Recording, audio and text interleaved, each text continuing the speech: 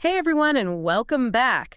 We're diving into something today that, well, you might think is pretty basic, but it's really a super useful skill to have describing pictures in English. Yeah, it's one of those things that can really come in handy. Oh, totally. Like, think about it sharing travel stories, talking about art. Heck, even for those English exams, some people are prepping for like the FCE or TOEIC.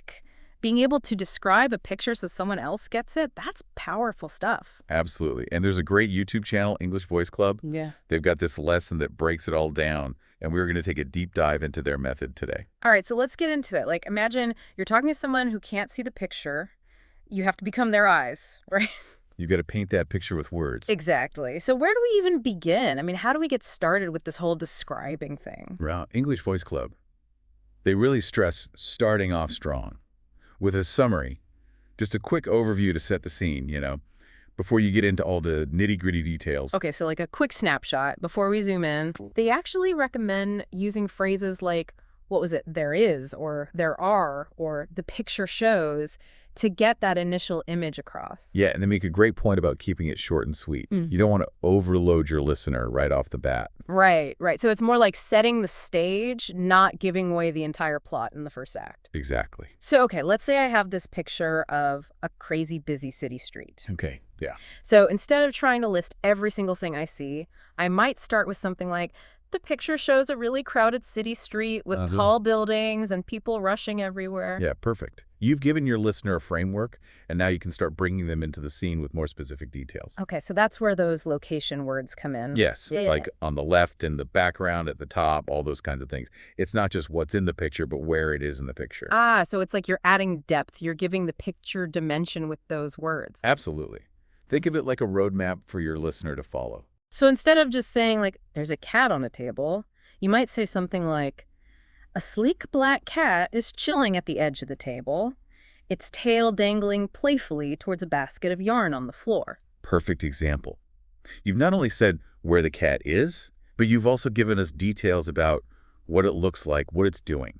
We can actually picture that scene now. Okay, that makes total sense. But it's so tempting, though, to just describe every single thing, Like every little detail. It is, and English Voice Club actually warns against that. Really? They say it's way better to choose your details carefully. Like what really stands out to you, what adds to the story you're trying to tell with this picture. So, instead of describing every single thing on a dinner table, I might focus on just one interesting detail. Like a single flickering candle in the center of the table casts long shadows across the empty chairs. That's a great one. It creates a mood, right? It makes you wonder what's going on. Like a little mystery. Exactly. And that brings us to another really cool part, speculation. Ooh, speculation. Okay, so this is where we get to be like detectives. Kinda. It's about going beyond just what you see and starting to think about why things are the way they are in the picture. What might have happened before or after this moment. So we're trying to figure out the story behind the picture. I like it. Exactly.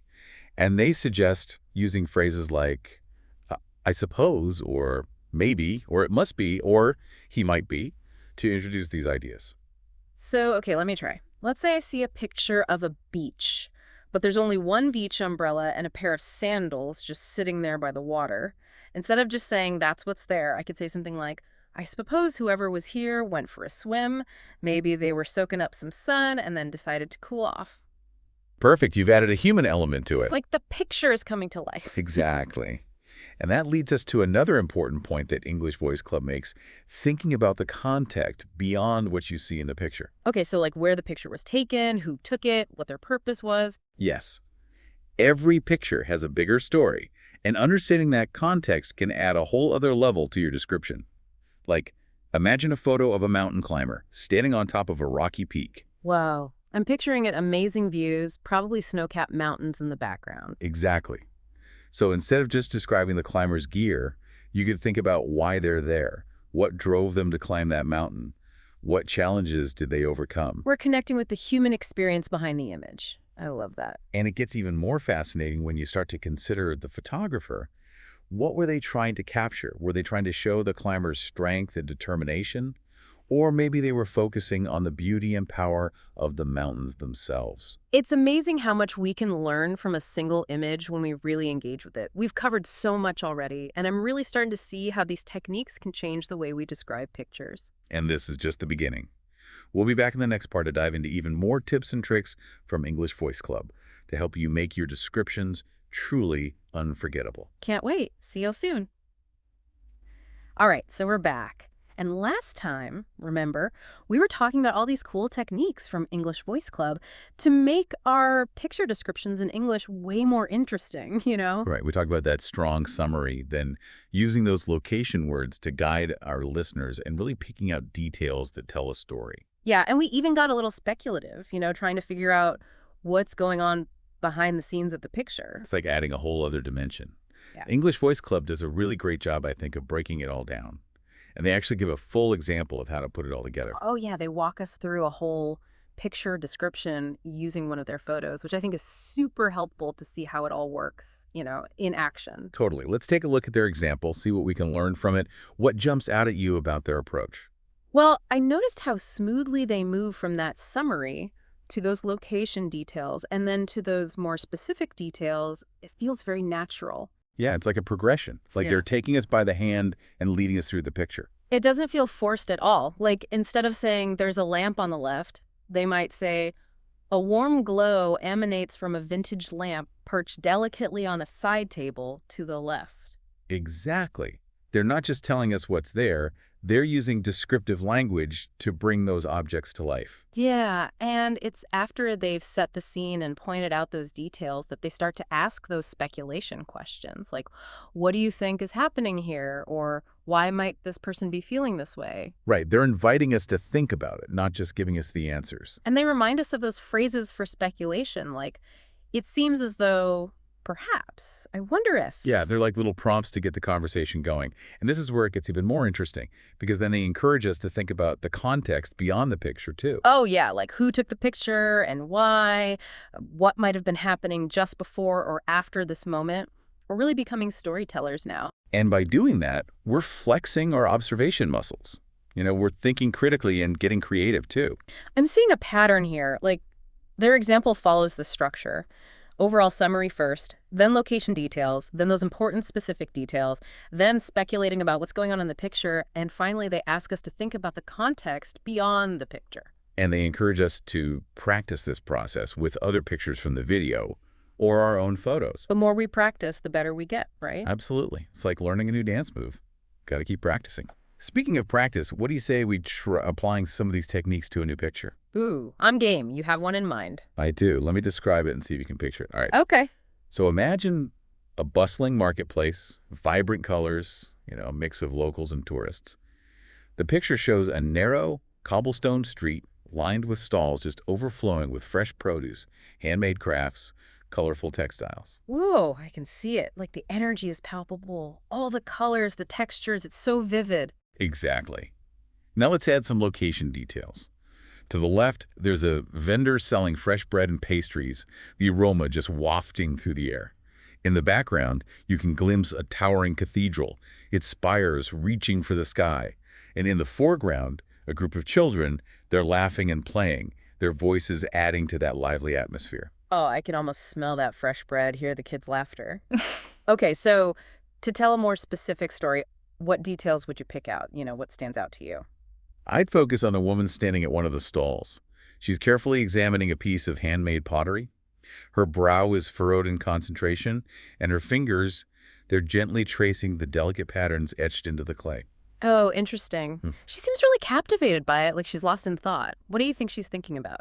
Maybe she's looking for a special souvenir to remember her travels. Or maybe she's an art lover, admiring the craftsmanship of the piece. Or maybe she's imagining it in her own home, like adding a touch of beauty to her everyday life. Thinking about the bigger picture, who do you think took this picture?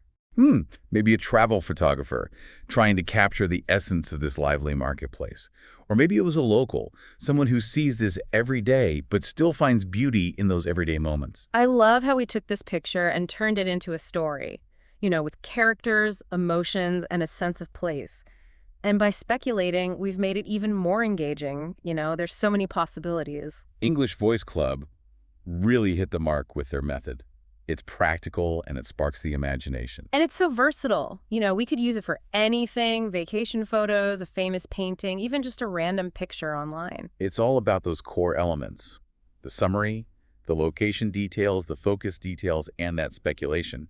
And of course, practicing, practicing, practicing. I'm already feeling more confident about describing pictures in English. Me too. We'll be back in the final part to wrap up this deep dive and leave you with some final thoughts to chew on. It's funny, you know, as we've been going through these techniques from English Voice Club, I've realized describing a picture isn't just about like finding the right words.